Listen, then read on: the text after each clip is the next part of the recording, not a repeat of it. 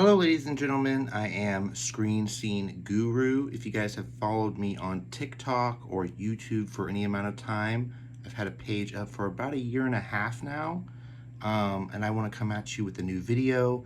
This one on disclosure. A lot of stuff being talked about with the UFO files being dropped. So let's get into this real quick, guys. I do have a bit of notes jotted down. My little notepad here. I just got done with one of my notepads the other day, so I'm going to be doing a recap of what I did on my previous YouTube video. If you guys watched that, I had a bit of audio problems, so I'm going to start recording from my phone now. Hopefully that's going to fix the audio. But I talked about disclosure, the new Disclosure Day trailer dropped. Very fascinating movie. Can't wait to check it out. June 12th, I believe it comes out. The new Spielberg movie, there's already early reviews out, and they're already calling it the best Spielberg film in 20 years, which is pretty shocking. I mean, I'm a big fan of Spielberg. His last few films haven't been, quite on par. I mean, that Jurassic World Rebirth, what the hell was that? But going into some, disclosure stuff, we've got a theoretical physicist, Michio Kaiko, which you guys might have heard of. He's been on Ancient Aliens. He's been kind of one of the go-to for string theory. He recently had a radical new theory out that dark matter isn't actually matter at all. He believes it's gravity leaking in from another dimension, which is pretty shocking revelations. It's got other theoretical physicists kind of angry at him for coming out with this new theory. They're wanting him, of course, to test this out in laboratories, other things. Where I said in my YouTube video, if you guys didn't hear it before, I do believe these tests have been done underground. And I do believe that more and more evidence of this is going to be coming out. Nuclear propulsion, possibly, energy physics, high energy physics is going to be coming out. One of the topics I also talked about was the new Joe Rogan experience that he had just a few days ago with both Eric Weinstein, and of course he did one on the missing 411, which was really good to see as well. They need to get more attention to that. But real quick, talk about Eric Weinstein. Big fan of his. He's one of these people that came forward talking about how Epstein was in the mathematics department of Harvard. He didn't know how he got in, but it turns out he had paid other colleagues to get him in. So that was very shocking. Also, we learned that Zorro Ranch was bought to be close to Los Alamos National Laboratory, which is our secret laboratory program systems, which is very shocking as well, that he was recruiting scientists that worked in high energy physics to be part of his sort of dark net. So this was more of a Palpatine situation. He wasn't just, gathering women to abuse them. He was doing multiple crimes on multiple faceted levels. So he was kind of like playing checkers rather than chess, or chess rather than checkers. I'm not sure how that quote goes. But anyway, very shocking revelations for Epstein are still coming. That comes with disclosure, apparently. We've learned from Weinstein. Real quick, let me pull up the individual for missing 411. If I can turn the screen a bit toward me. Okay.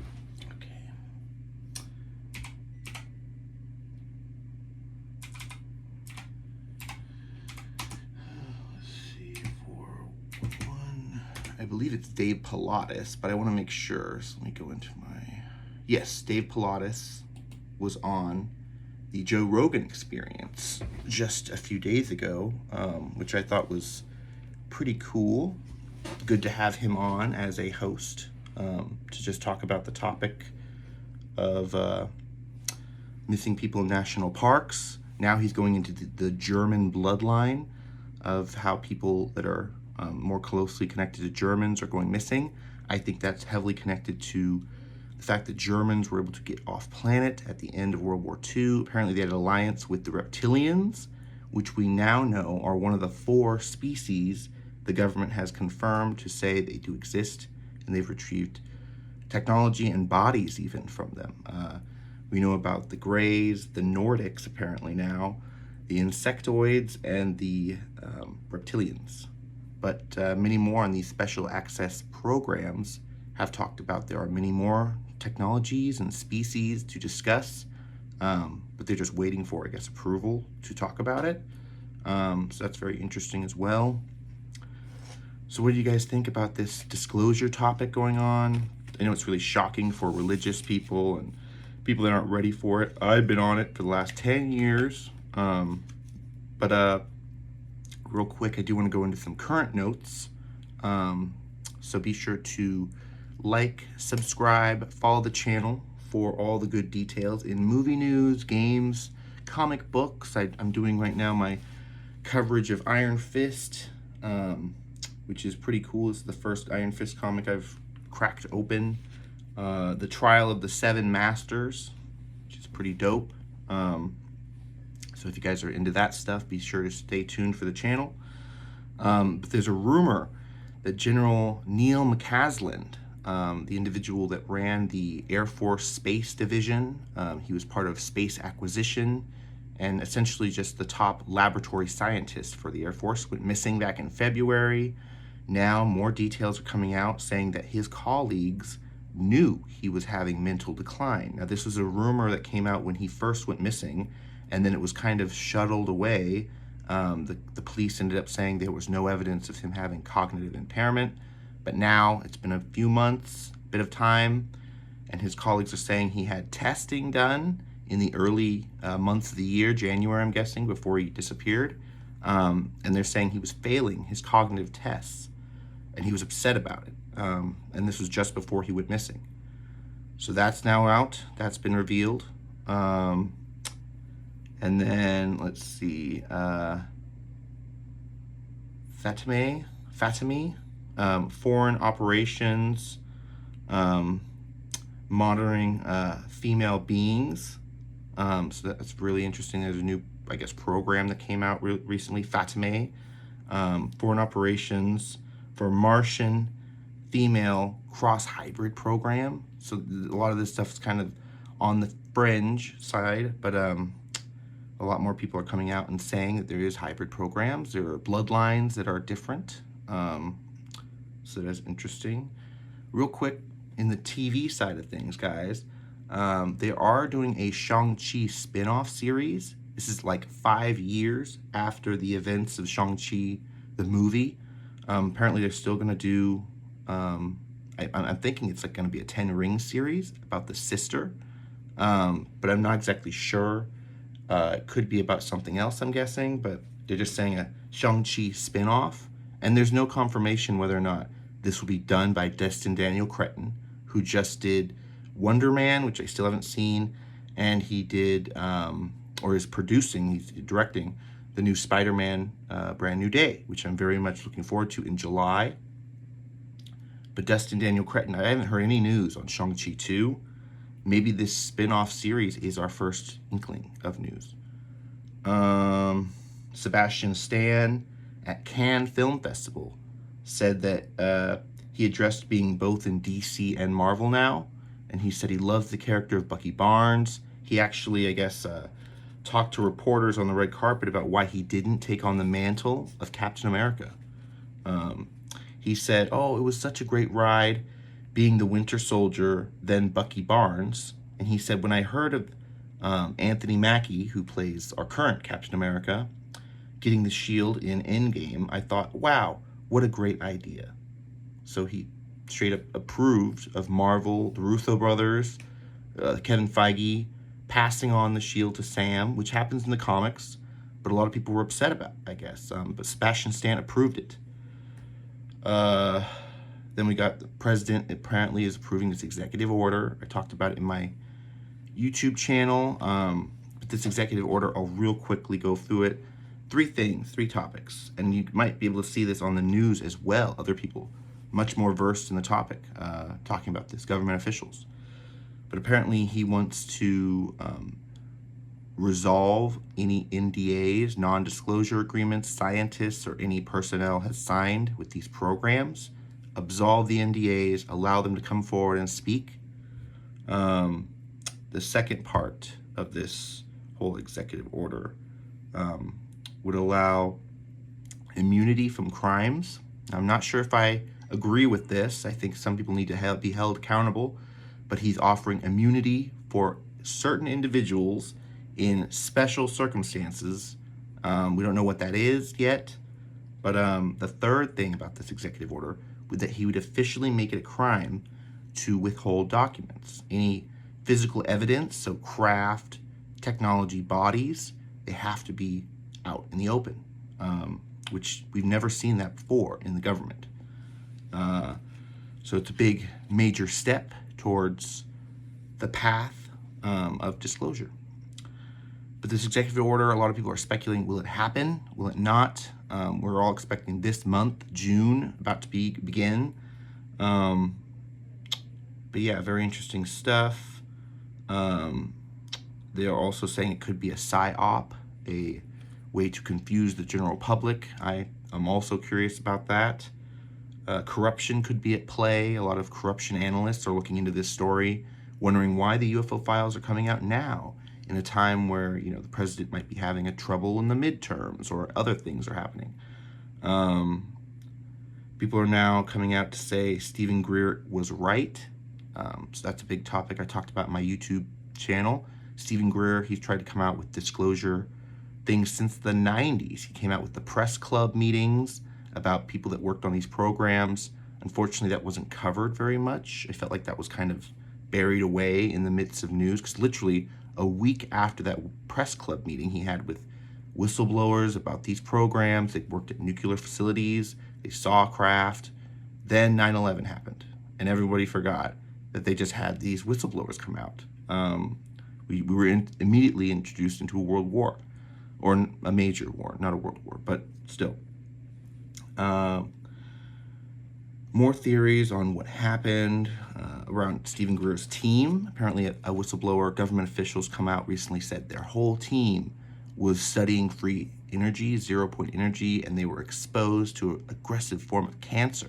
They all died, except for Greer. Greer got some kind of medical treatment because he's a medical ER doctor. He probably knows people who've got experiments that most people don't get. But a lot of people are wondering, with McCaslin's story now changing to him having dementia, was it foul play? Was it someone nabbed him, possibly to take him to one of these government retirement homes, or they just killed him because he knew too many secrets? But yeah, very interesting stuff. The trailer for X-Men 97 Season 2 is out. It's emotional, guys. The music is badass. They really used the theme song from X-Men to like the highest degree they could possibly. Really going into Rogue's loss of Gambit. The whole team being separated from time to the beginning of Apocalypse's conquest to the height of his reign. So they're really focusing on Apocalypse this season, which if you guys watched X-Men back in the day, it really focused on, you know, Apocalypse, and there was a bit of time travel going on. So I'm glad to see all that. CIA was accused of using Ancestry and 23andMe to hunt down alien bloodlines in millions of tests. So I covered that in my newsletter as well. Not very good light the government's put in using these programs, these systems against our own people. More Cal Kestis is coming, so I think they did confirm there is a third video game coming. So the first one was Jedi Fallen Order, then Jedi Survivor. I'm guessing this one's going to be maybe Jedi Returns, or, well, I guess they already did that in the movie, but they could call this third game like Jedi New Era or something like that. I'm not sure. Brett Fetterson, former Security Counsel, says craft are not made by humans. So he was a former White House, I guess he was like a chief of like aerial security. and a security council member, so he knows about Air Force stuff and experimental aircraft. And he was saying these things being seen on videos, these UAPs, were not made by humans. And he was saying it's a flight safety issue, which it is, obviously. The government website aliens.gov, which we originally thought was going to be used for transparency on aliens and UFOs, now seems to be a platform for ICE to essentially move around individuals that are leaving the country, the immigrants. So it's kind of too bad that we're seeing aliens.gov being used by Border Patrol, and it's being used for conducting activities through Customs and Border Patrol, which is a shame. They should have called it something else instead of aliens.gov. I mean, what a wacky choice. Backrooms reviews are pretty good at 87% on Rotten Tomatoes, positive. They're saying the style, the aesthetic of the set design will be more memorable than the actual characters in the film, which I'm kind of, based on a video game or a short horror, spooky pasta, you know, I'm just happy it's being made. Let's see. On to our last bit of news, guys, before I end the video, because we're already almost at 17 minutes. Supergirl ad, real quick. A lot of people are upset about Supergirl and her comments, I guess, about the movie. Not sure what's going on with that. I still am very excited about the movie. Can't wait to see Millie Alcock on the big screen. She was just in an Ulta ad, which if you guys aren't aware, Ulta is the women's beauty cosmetics department. And I think it's so smart of DC to make this ad towards women, because Supergirl is a woman. And they can market very much so in the makeup department, right? Like, why haven't they done that before? Anyway, new line of Supergirl makeup is out at Ulta, but not only that. They played a trailer where Millie Alcock was jamming out in an 80s rocker-style t-shirt that says City of Kandor from Krypton. Now, if you guys are well-versed in the Superman comics, kind of have to be if you get this Easter egg. But Kandor is the capital city of Krypton, and in the comic books, Brainiac shrinks that city into a bottle and actually keeps it like in his house.